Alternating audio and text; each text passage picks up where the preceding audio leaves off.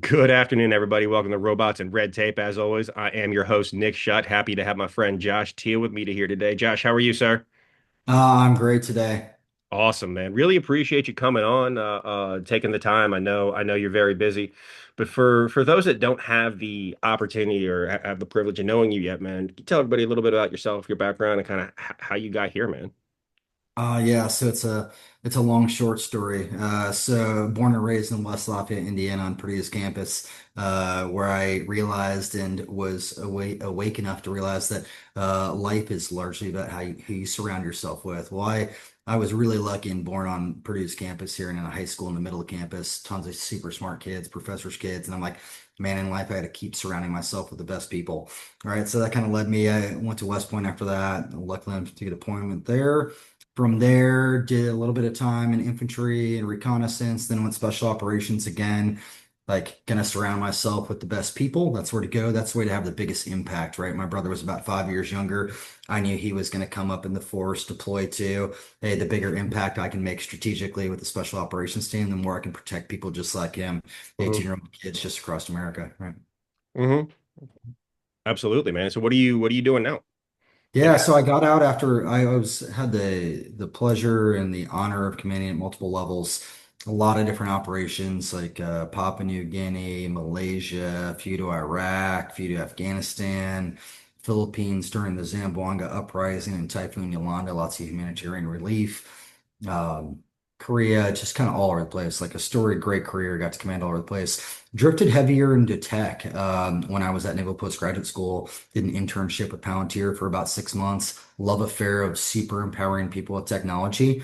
mhm. I just love it. I think people are first, but I love to see everybody in a Tony Stark Iron Man suit if I can get them there. Yeah. So I started having some custom software made and started judging hackathons for our special operations community. Ultimately got out in 2021. My kids were still young. Like, yeah, I'd already kind of missed a few years with deployments, but it was going well. So 37 countries, 32 states, no one had cookies as good as my mom.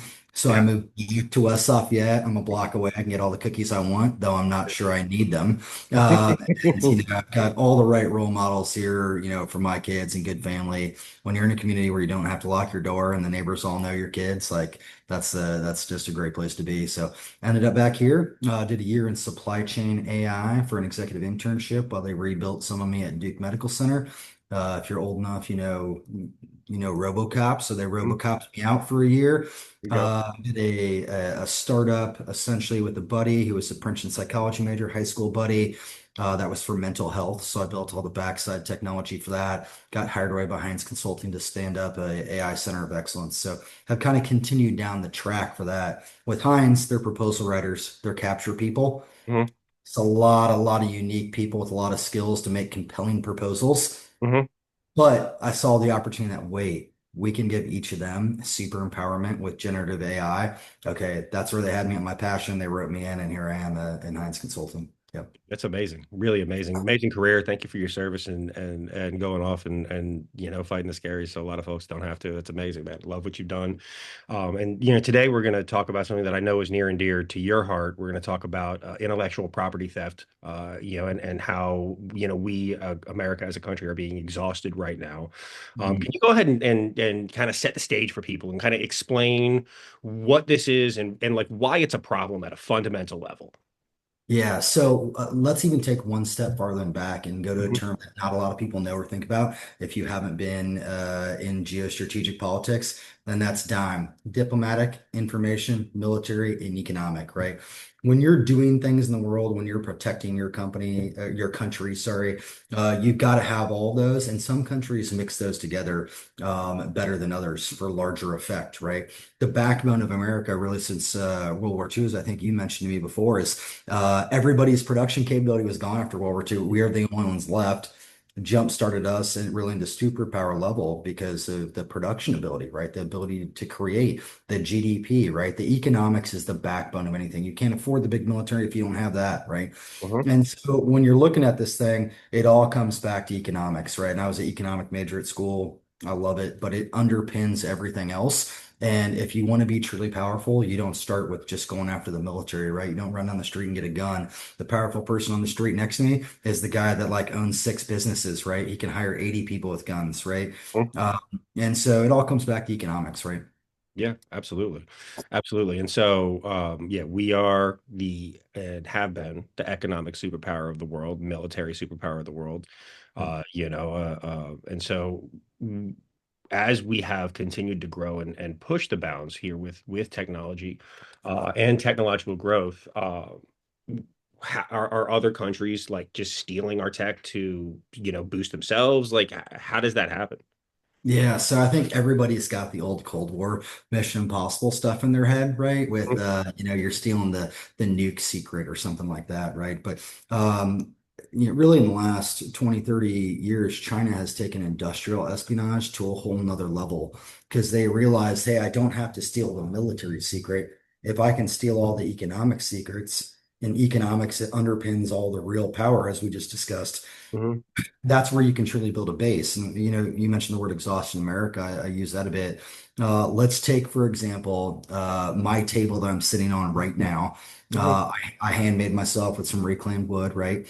And let's just tell you that I went through about three different types of saws at Home Depot, right? I went through a lot of iterations, wasted a lot of wood, wasted a lot of belt sanders, a lot of money. There's like the carnage of eight of these sitting in the corner, right, that didn't pan out.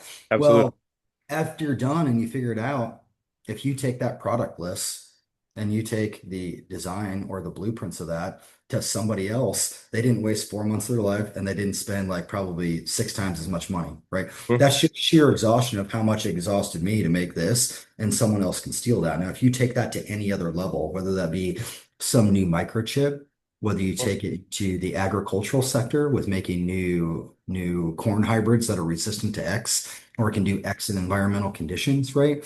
Whether you take that as sheer production plant, right? You can exhaust America because they don't have all that debt of all the waste, right? So when you jumpstart into this with no debt or you're stealing their best ideas, they're very, very, very good at copying and replication, right? If I make something new within 3 months and I made it black and white, cool new thing for my desktop, in 3 months it'll have one more widget and it'll be in six different colors and I can buy it on Amazon and it's Mhm. getting produced in China, right? They're mass experts at replication, right? Absolutely. Absolutely. And so how does this affect, how does this affect, not just, individual companies, right? So and you can pick any number of them, right? Whether it's like a mining company, because I know that like a lot of our like, rare mineral extraction and refinement is done in China now. It was done here. And I know that part of the deals that were negotiated was that, with moving all these mines and production facilities to China was that we weren't just going to like we were going to teach them how to do it our way and give them our abilities, right? So how does that, that individual deal, but like if, you're like a Cisco and you're building a new firewall, right? Like a hardware device, or you're, an open AI and you're going out and developing and doing a lot of this R&D work on large language models and how to make them better and how can this affect just, individual companies first, but also, our ability to, compete on the global stage as a country. Yeah, so there's a few things here. I'll unpack the first part first, right? And so let's just take a sheer price of a product, right? And if it cost us $1 to make, right? But factored into that is $1 billion of R&D cost, right? And then those are blueprints are taken out, just like my table, to another country, to another corporation inside China, and they can produce it without the debt that they've got to pay back on the overhead. They can sell it for 75 cents, right? And their profit margin's probably bigger, right? It's just the base economics of the cost of development, the cost of setup. Everybody thinks with China, hey, it's cheap labor, cheap labor, cheap labor. That's why they can do it cheaper. That's a factor. But as we move higher tech, more R&D cost, more complicated technology. There's a lot of other countries that are doing a lot more laborious factory intensive production right now.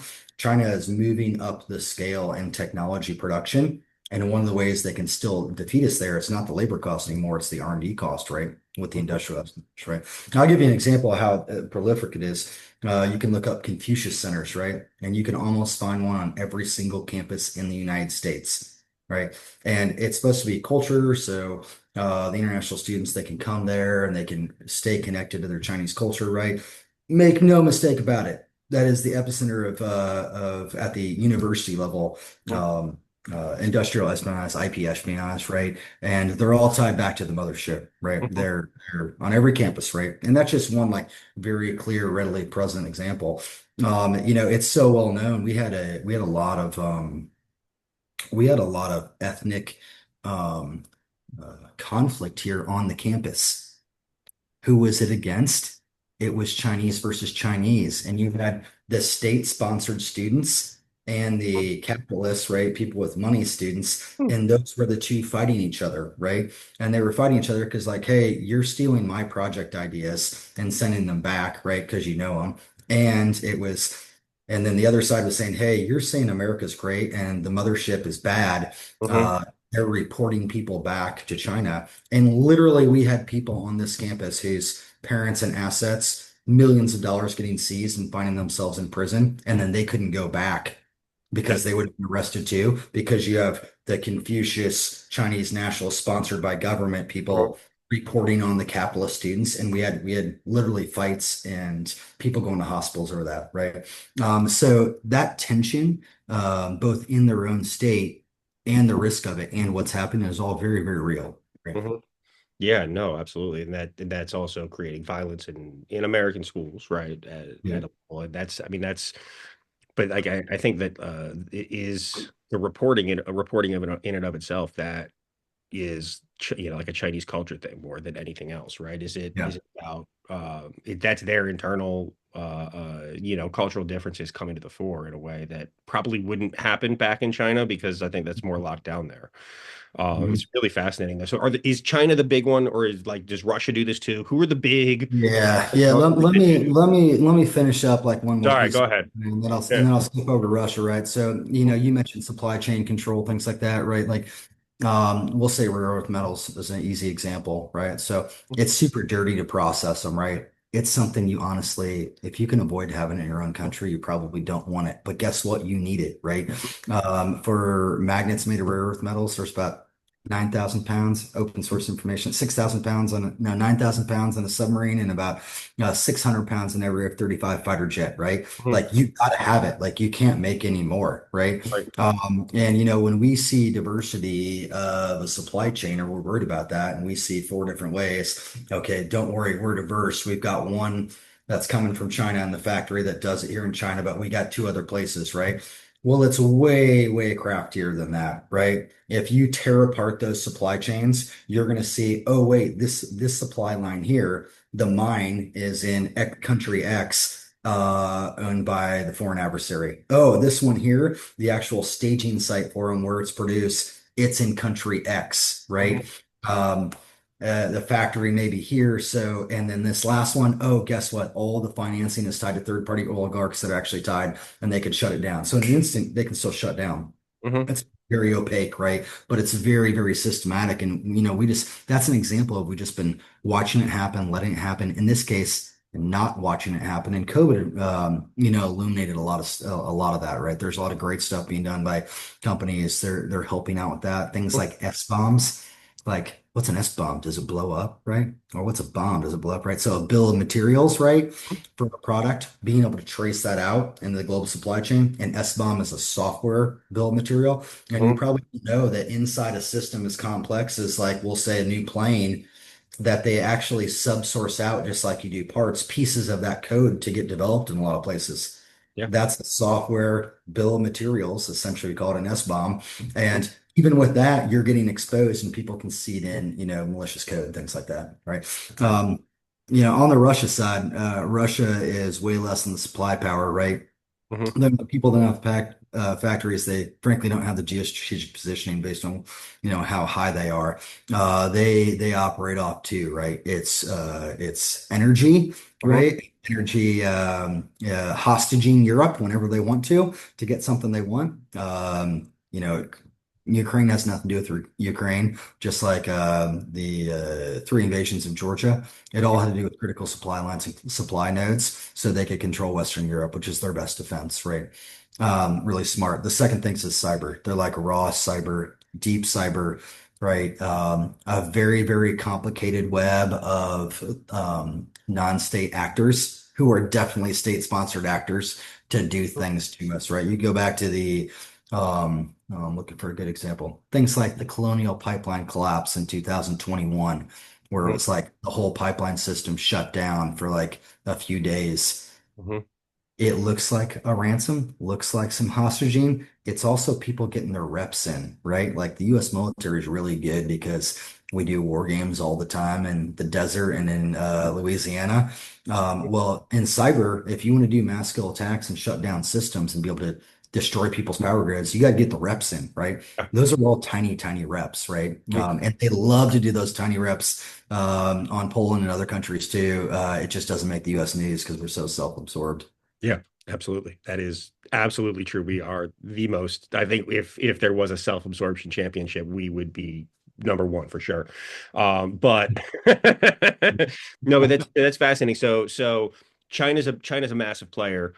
China's number one. Russia's another one. Are there any other like huge players that are involved in this, IP theft of specifically it's America where that they're coming to because we do so much. Do we spend Yeah. more R&D? Do we have more breakthroughs? Spend more on R&D? Do we have more breakthroughs? Is that why we're being targeted? Yeah, that's why we're targeted. It's a way to get the edge, right? And I would Mhm, say Russia's doing a lot less, IP theft. They're just leveraging the tools that they have at their disposal. You mhm, got other countries using their advantages, right? Not IP theft, but Iran is masters of basically growing networks inside the Middle East. Anywhere there's a Shia presence, right? They're going to have a network and proliferate out.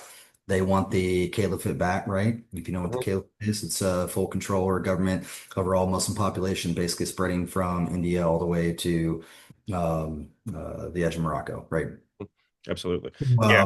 So they're using their effect, which is cultural, very complex family networks, which they understand very well. The IP theft, though, you really got to throw it, right on China's doorstep right there. Yeah, no, absolutely. And how have we, to your point, we've known about this happening for a long time, and I think in a lot of cases, like with rare earth minerals, we've helped it, right? And we've helped it along. How have we adapted to combating this? Great, great question. And you're probably going to hear silence, right? We just don't.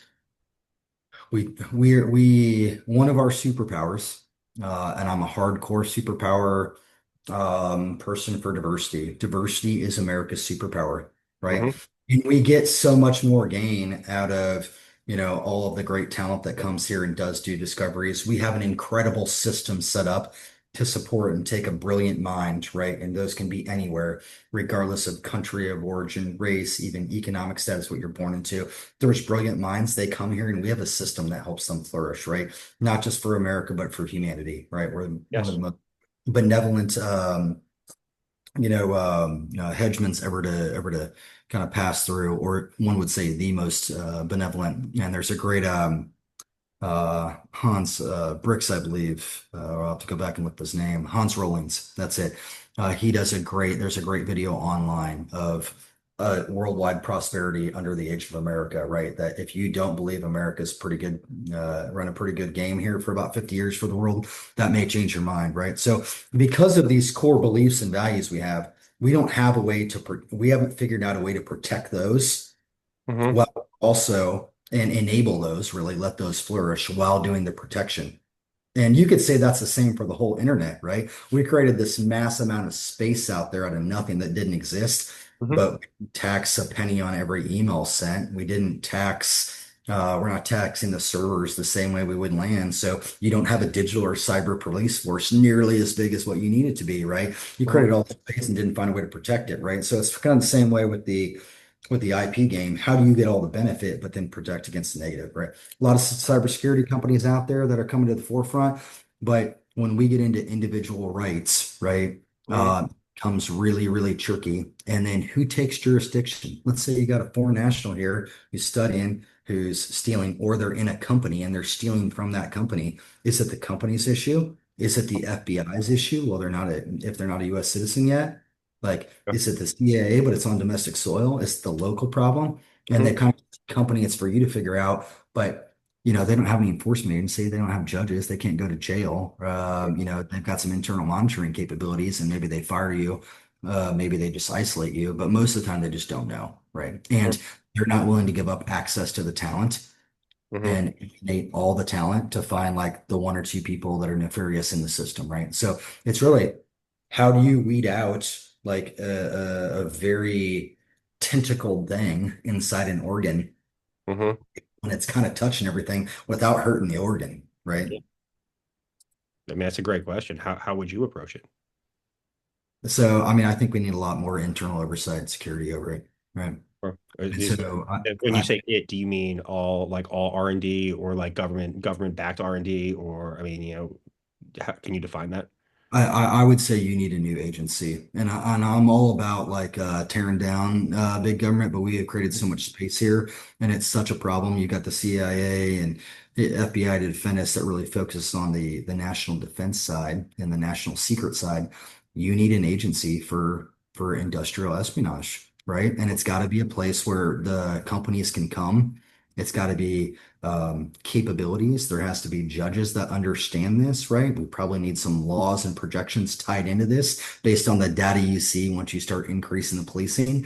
Hmm. And I was laughing the FBI. There's a great case out there that you can read about, and it was on it was either the corn or the rice one, right? But the guy like stole this rice that there was about 100 patents on, Hmm. 75 million in R&D, and they did get prosecuted, right? One of the rare cases for agricultural espionage, Hmm. and they got 28 months in prison, That's it right?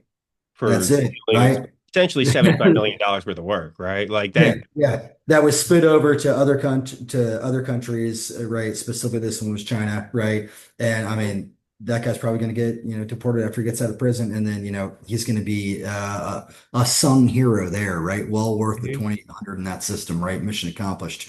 Absolutely. So you've really got to, I think you need an agency. You need the relationships between the agencies and the corporations. Hmm.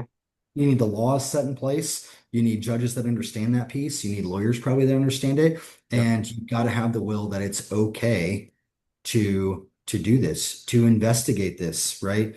To actually prosecute these people, right? And they need to be held accountable, right? If you are inside Boeing and you were an industrial, like we need the monitoring, right? You need enough FBI people and monitors and cybersecurity people to monitor. We know a lot of them who they are already. We just don't have any capability to do anything about it. But they need to go to prison for like ever, just like a foreign national spy that tried to sneak into a submarine plant. That guy would go to jail for like 30 years, right? It should be no different because the impact overall, after you put all those pennies in the jar, right, pebbles in the jar, the water rises. The impact is economic, and that is the root of all of power, right? Right. Yeah, it's about, yeah, you can't have any of the other, as you mentioned, anything else without, the economy to back it, right? And so so this is just, so we know this is a problem, or like as a nation, we know it's a problem.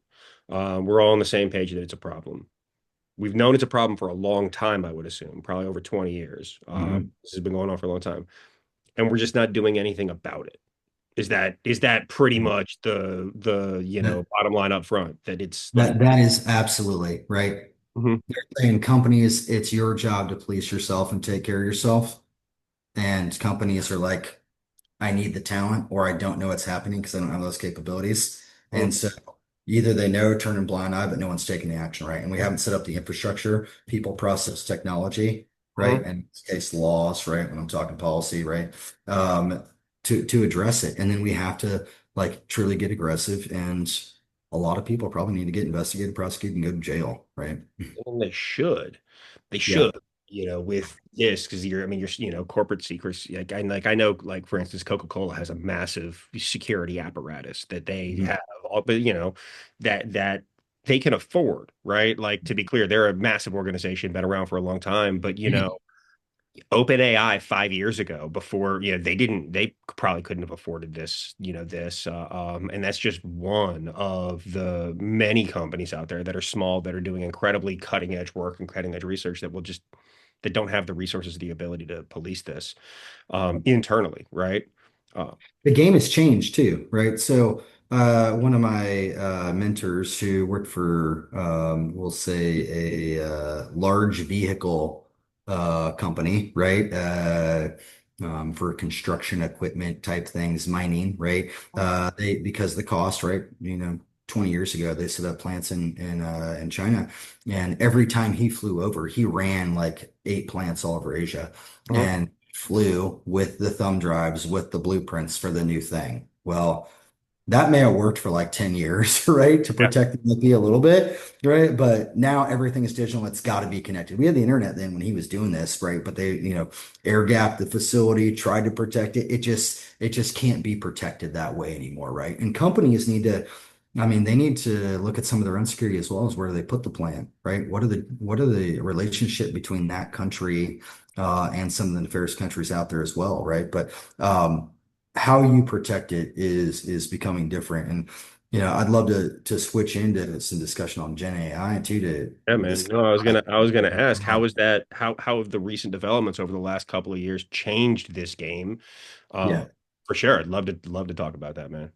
Yeah, so Gen AI has become kind of one of my focus areas the last 2 years because if you don't know what generative AI is, it's generation of text, right? It's AI that can take things, piece it together, uses natural language processing, right? Start to write like a human. We've all seen Copilot or you've seen ChatGPT. Your kids are probably cheating on the side, trying to use it rather than think for themselves, right? Which is a whole nother podcast we should do. But Gen AI is generation, right? And it also works from scraping and reading and understanding things out there. It's really, really good at this point for finding things, like as a research assistant, because it can read it like a human to know contextually that that's the thing you're looking for, far more than your Boolean search, right? So there's a silly example, right, that I use, and I'm like, if you and I just met, and I started to yell at you, and I was saying, Starbucks, Mhm. Starbucks now, Yeah. Starbucks late pain, caffeine now, Starbucks late plane, right? That's essentially how we talked to Google Mhm. before, right? Yep. And then it became, we started some initial prompting, but you had to be really kind of good at prompting, right? And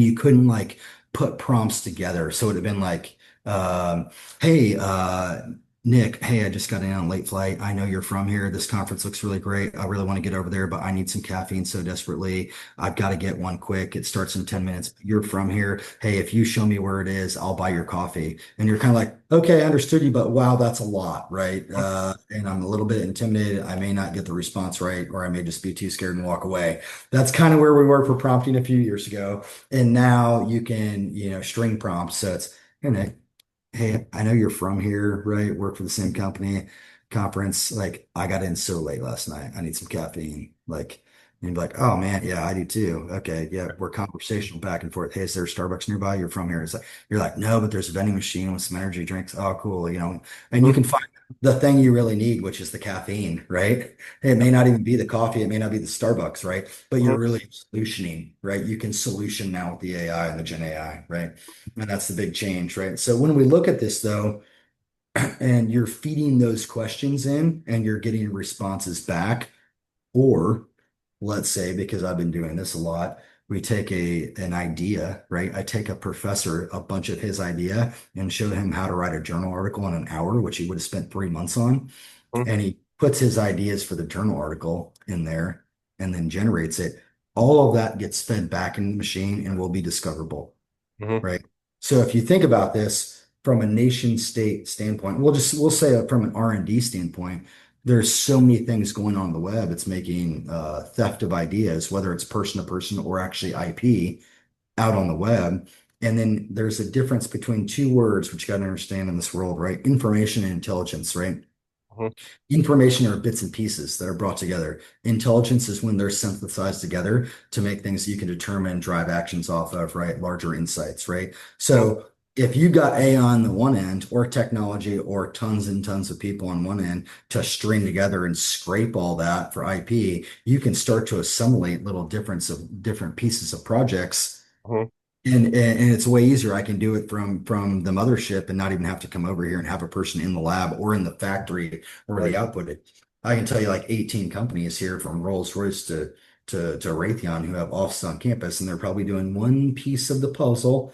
It's probably outsourced down into professors who are doing a piece of the research. They're using the open source internet or some Gen AI to help them write the thing faster. And then bam, like you're stringing together here with here, all over Raytheon's enterprise to take ideas and steal IP, right? Or reassemble them, right? Absolutely. How would you and that is only if they're using generative AI that is attached to the connected to the internet, right? Like if it's not Yeah. connected to the regular internet, then they wouldn't be able to go out and find that, correct? That is true. So we can talk about domains in a second, but Yeah. I'll tell you. So you can imagine for Intel in the proposal world where I work, if Hmm. there's a government proposal to make the new widget for a destroyer. Hmm. Right. And I'm writing the proposal to win the bid so my company can write on that. And I'm like, man, I really want to do this faster. I really want to make it to my kid's soccer game tonight. And you're doing some search. And if it's open source or if it touches anything at all, and it's not a closed domain, right? Which gets the word domain, it's going to be out there. So the foreign nation states, right? Foreign states can assemble intent, they can assemble direction of a company, the capabilities we're trying to create, which allows them to accelerate and do counters, or there's bits and pieces of it out there to accelerate the counters. So whether it's just straight corporate espionage or whether it's for government, the Hmm. Gen AI is out there, right? So we talk about this word domain, right? What is a domain, right? And when I mean domain aware AI, I mean, I don't want it to go out to the internet. I only want it to generate off of what I put in. Hmm. So let's say I've got an instance on Azure Government Cloud approved by the US government and monitored, GCC IL5, all the certifications. And I take past proposals. I take from all my wicked smart engineers out there with SMEs, right? Hmm. Subject matter experts. I pull that information in, pull my marketing material, and then I sell it. Hey, answer my prompts. It will only generate from that closed circle. Hmm. And that generation doesn't get fed back into the model. It may update it so it knows how I think more, but it doesn't go out to the web anymore, Right. right? So when you look at that, that's a domain. You essentially have a domain for Gen AI. All the higher end Gen AI companies like Rohirrim, AutoGen, Voltron, Procurement Sciences, right? They've got like some degree of security with closed domains so it can generate more effectively.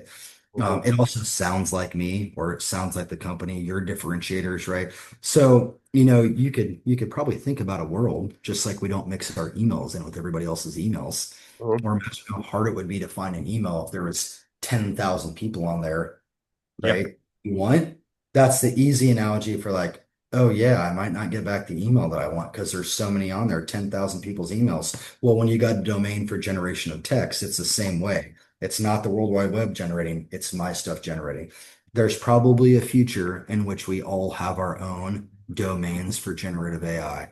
Yep. And literally, it's AI that's going to help my kid, right? Andrew, who he's been interfacing with it in his domain, just like his email and his Facebook forever. And so it truly knows how Andrew thinks and what he wants more and helps retrieve from his own things he's created faster and quicker. So we're probably moving to that age, and that will be a safer age, just like putting your emails in with everybody else wouldn't be very safe either, right?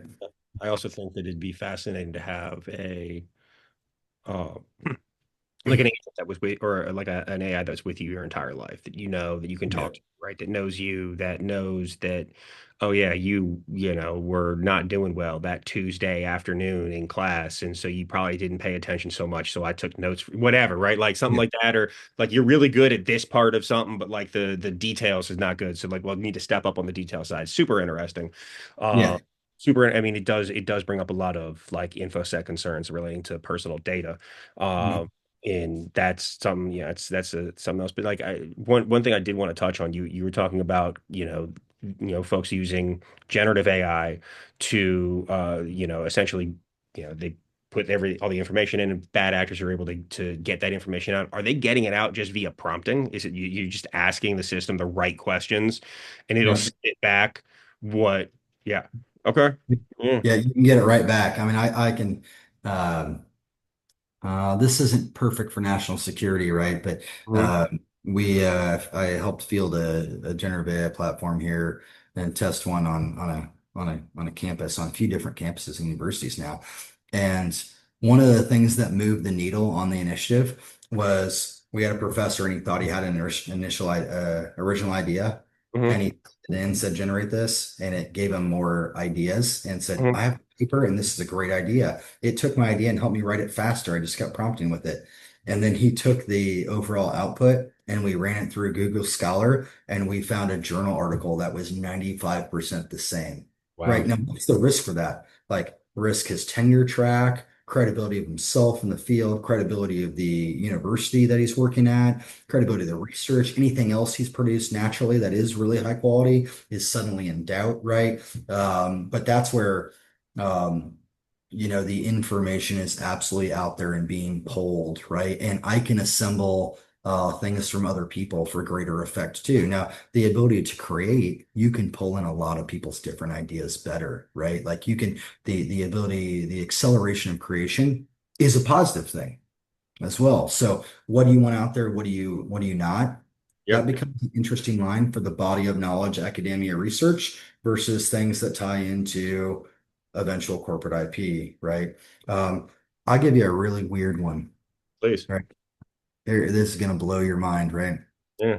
So I was talking to a professor and he was talking about I was like, so are the students using now? Should we move this from just the research centers and this fielding of a domain-aware Gen AI to the whole university and students? And he's like, well, I'll tell you what, I don't know if the undergrads are producing the things that could be used, but right now to get around our plagiarism bots that are like checking papers, right? Which has been around for a while now. You can the Yeah. universities run it through and see if they're plagiarizing, right? Well, the students are actually taking an old paper, like say from your frat buddy, right, who did the class 2 years ago, Yeah. and they'll actually have it translated. Well, they'll two ways, right? They run it two ways, right? They'll actually run it through Gen AI to rewrite it, but keep all the same tenets, concepts, things like that. And then they translate it into Chinese, Hmm. right? And it translates their paper into Chinese. And then they take that and translate it back. Sometimes at the Chinese level, they'll try to do a rewrite there too, and Hmm. then export out again. And you're talking literally in like 15 minutes. It won't sound the same after you run it through the Chinese translator twice for Hmm.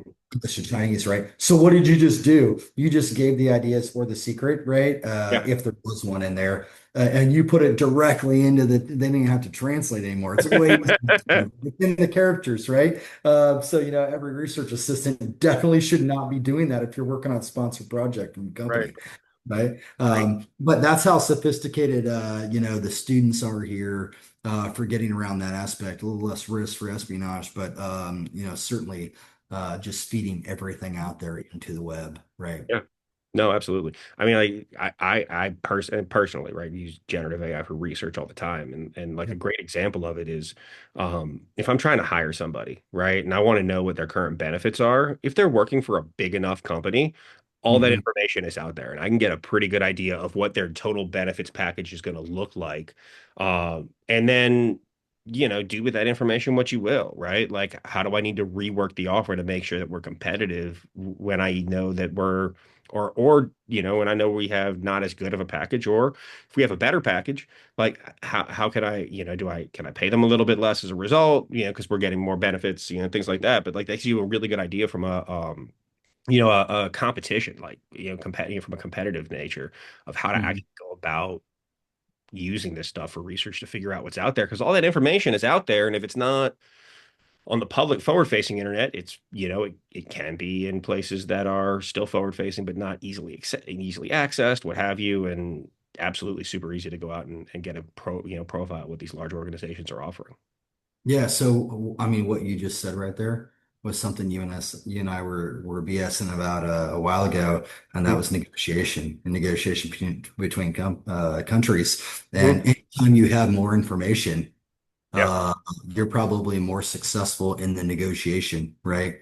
and getting what you want, or at least fully understanding, right? So you can cut a deal faster, right? As an example, maybe, right? But to your exact point, whether it's industrial espionage and I'm going to cut a deal with another company to produce the thing I want, or I know what the other margins, or where they don't have access to places, if I can use misinformation, right, about instability in a company through, you know, X and Twitter and Facebook and everything else and create perceptions, right? That can change the negotiation as well. I can collect all that data and scrape it, right? And then I can actually get ideas for what to do with it, right? But yeah, it drastically impacts negotiations, right? Whether that be individual level or whether that be country to country level. Right? Absolutely, absolutely, and um, so how are what are some of the big misconceptions you see around, leaders and executives in companies, as it relates,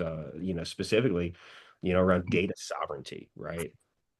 Um, And so what I does think it mean? People understand what that actually means. yeah, so let's start back with, for the executives, we're talking AI, Gen AI. It's either it is so extreme. Almost everyone is extreme with doom. It's either doom or gloom or that's it, right? It's going to solve all the problems. And why isn't this one button? Or we bought it, don't you just click one button and it gives you the answer, right? So fallacy number one is it's going to take over and kill us and destroy it all, right? Maybe eventually, maybe someday. There's some really really cool podcasts out there to listen to about that. But for the most part, you're pretty much good for at least 10 years, right? I think we're safe for a while before the Matrix hits us, right? So what you can't do for those companies is you can't not acknowledge the efficiencies. Hmm.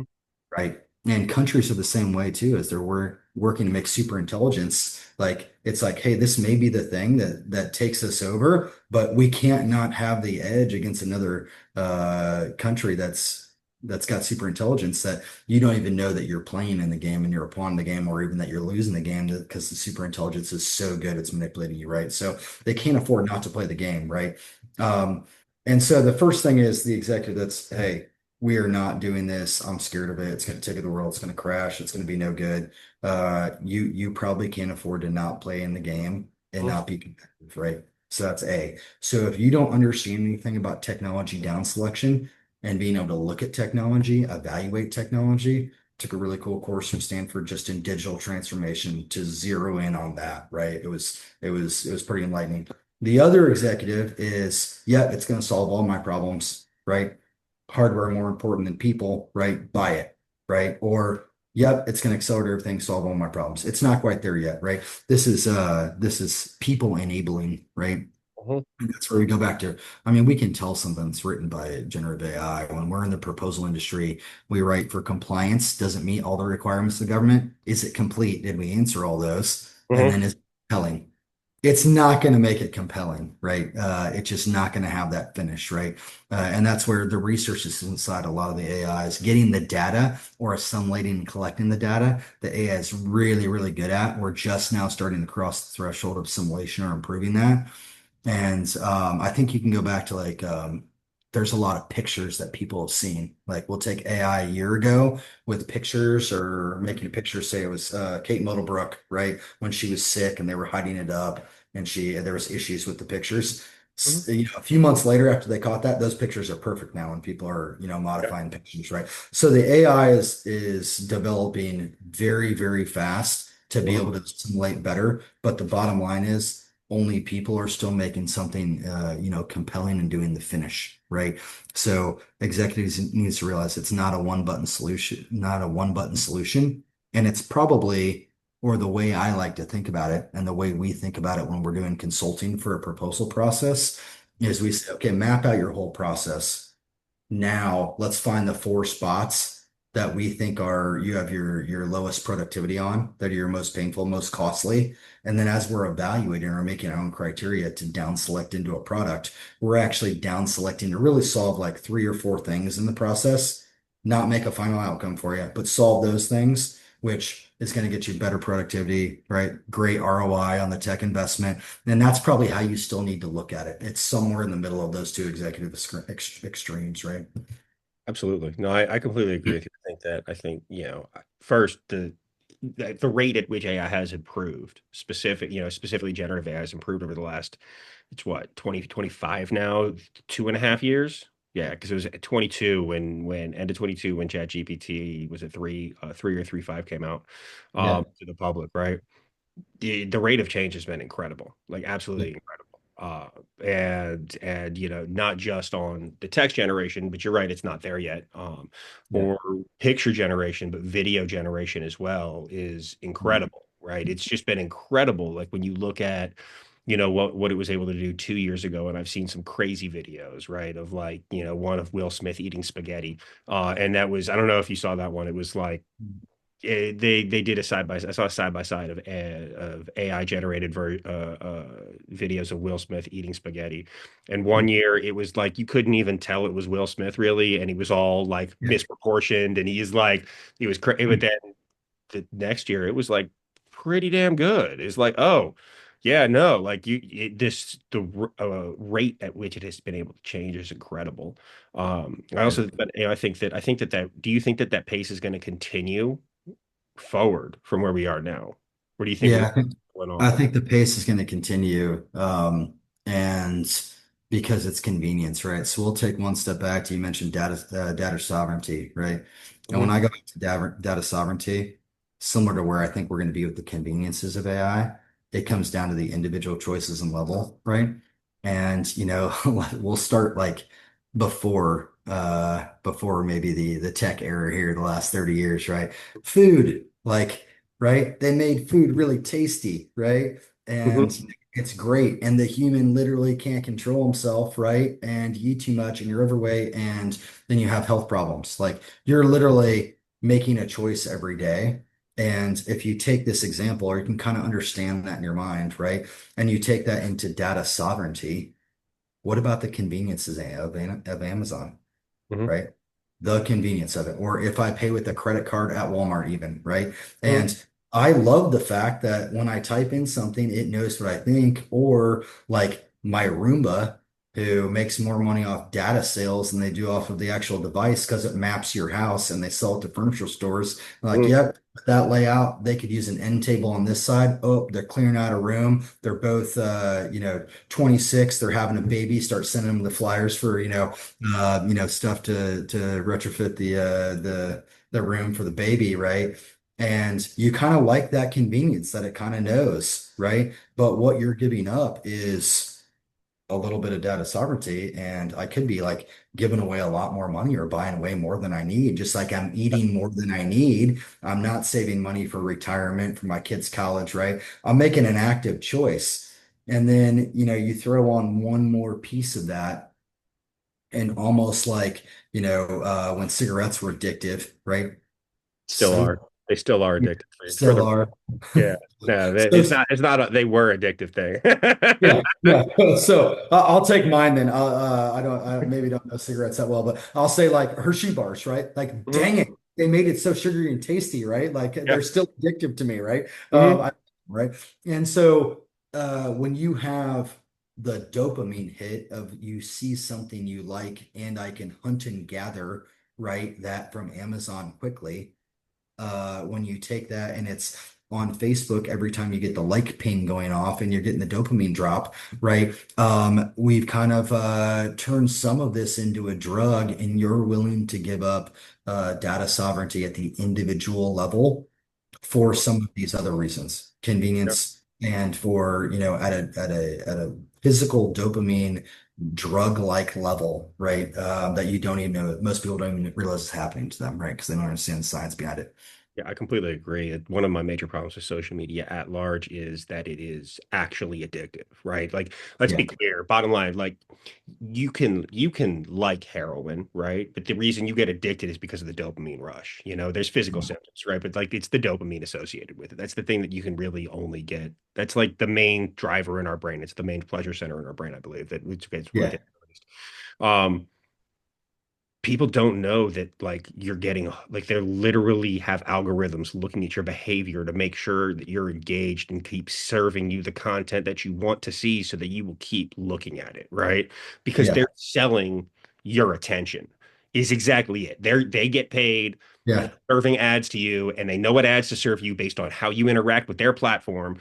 Um, right. And that's like that, and for folks like in Western countries, like or in the US specifically, it hasn't been great, right? Let's be clear, it hasn't been great, but certainly hasn't gone as poorly as it went in Myanmar in Mhm. 2017, when Facebook was deployed there for the first time, and their algorithms directly contributed to an ethnic cleansing that happened, right? And Yeah. so in a society that is not media literate, like is less media literate than the US, Yeah. having access to this directly led to a lot of people dying, right? I think it's led to Yeah. a lot of people dying elsewhere. And so that's why, as having young kids, like my daughter's not going to be on social media. Absolutely not. I don't even like her being posted on pictures of her being posted on social media.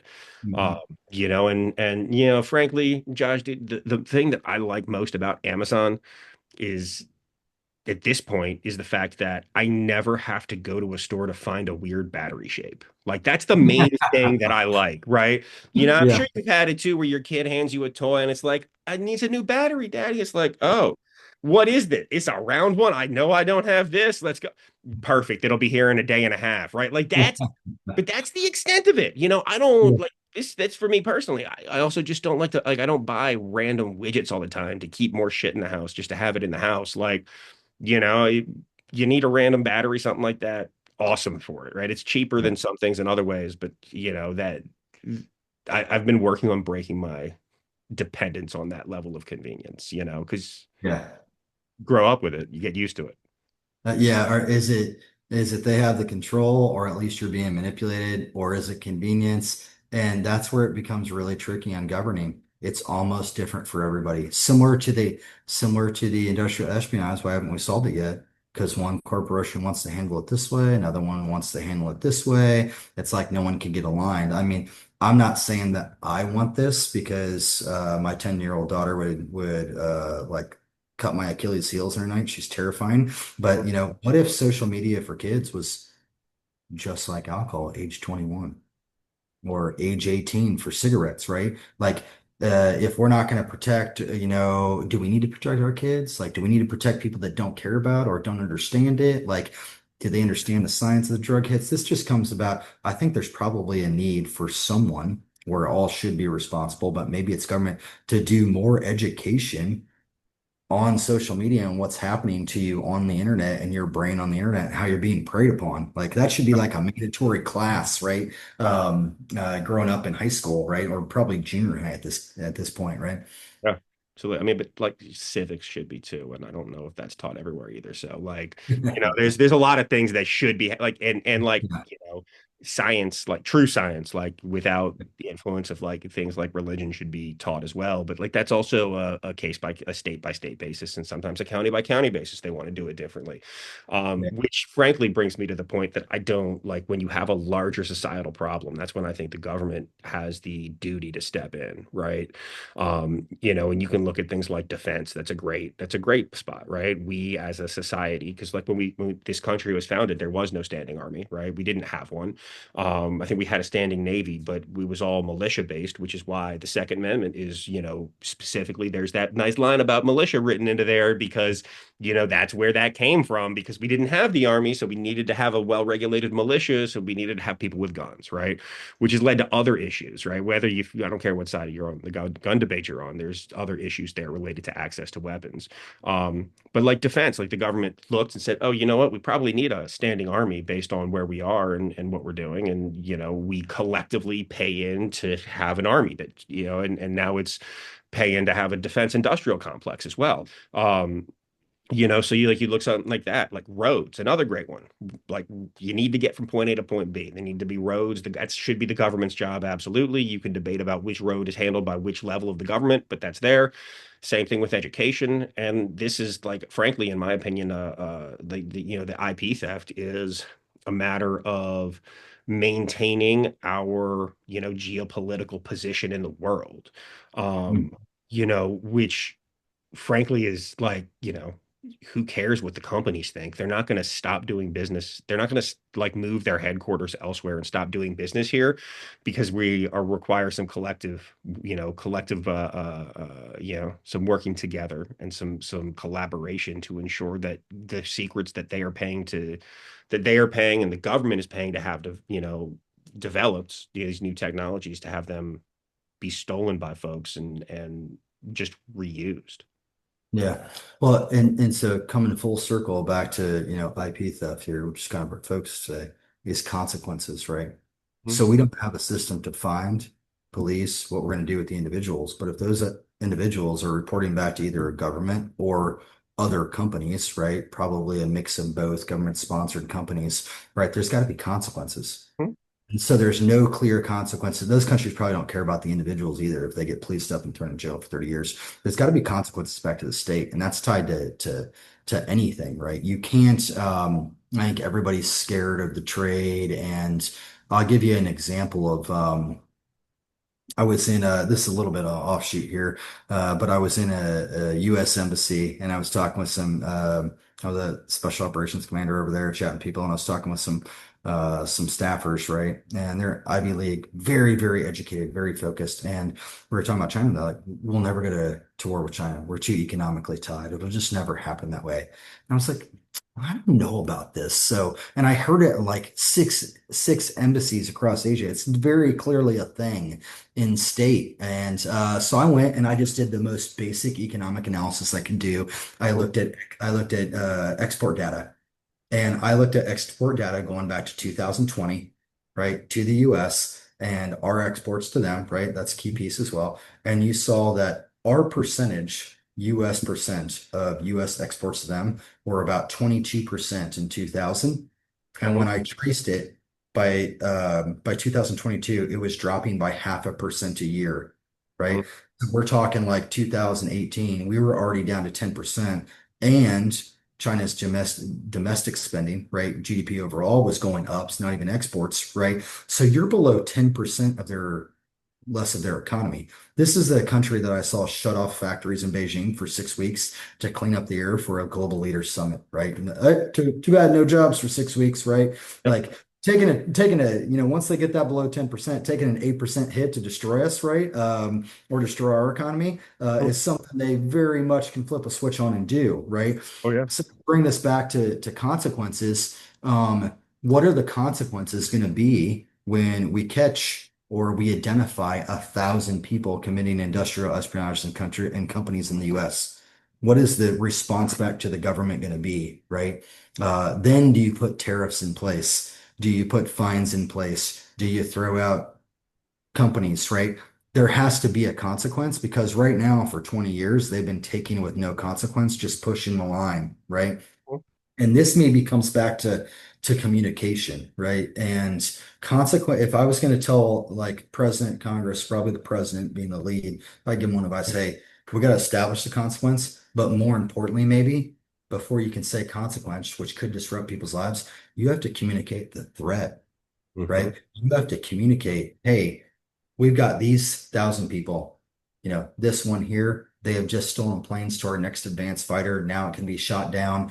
$10 billion of R&D gone. Your tax dollars, 10 billion wasted, right? Boom. Hey, this one right here. This is a drug company that spent $20 billion to make a drug. They've got all these employees, right? They're going to go out of business because somebody's going to replicate them, get around the trademarks, get around the patenting, produce it right over there, and they stole the patents of the drug, right? 10 billion, 100 billion down the drain, US jobs down the drain. They've got to communicate. And I think a lot of times we don't want the American population riled up to want to take action, but I think we haven't been honest about the amount of exploitation that other countries have done to us in our years of benevolence, right? And you got to communicate before you throw the consequence, otherwise it's going to look crazy, right? I completely agree with you, and I think that the lack of understanding about the consequences associated with this for us as a country at a in on the global stage, something I wasn't super educated about until relatively recently. I was doing a lot of reading for prepping up for this podcast and this conversation, and I think that communicate it, tell them, but to your point about hearing the folks at state saying that we're never going to go to war to China because for economic reasons. Uh, I'm not sure if you know, Josh, but right before, like in the years preceding World War One, there were a huge amount of scholars coming out saying that there's no way that we're ever going to go to have a global scale at the, a global conflict at the scale of the Napoleonic Wars ever again.